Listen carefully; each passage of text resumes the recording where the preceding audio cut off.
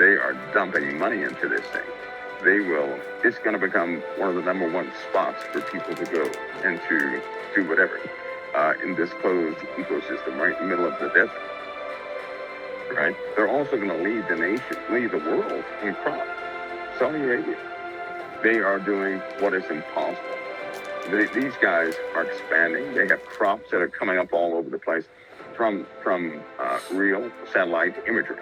Saudi Arabia is beginning to look green, right? It's almost like they're replicating exactly what Israel is naturally blessed with, but they're doing it over there on a big scale. And remember, Saudi Arabia, you just can't go into Saudi Arabia and start, driving around the desert because they closed the desert off for some time. So now they're setting up it's a huge empire being set up in Saudi Arabia.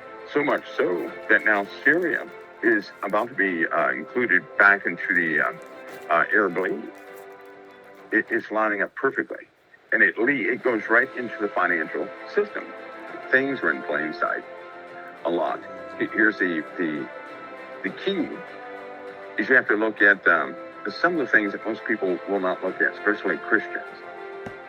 When this person takes over as leading everything in the world, at that point, then it's going to be some real things. But just like the Bible said, though, once this man of perdition is revealed, well, the day is going to come. So that's a good thing. Yeah, they're forcing a system. They're going to do everything by force. But in their explanation, they're going to start, people will begin to see problems being solved once they install several components. I believe this coronation, it'll begin there. This coronation is almost like a global happening.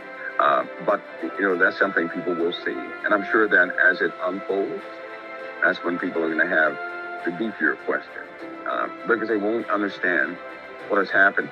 Some of the how we factor in things to solve problems, it's not going to pan out with what's happening right now, because there are too many unknown variables to the average individual, right?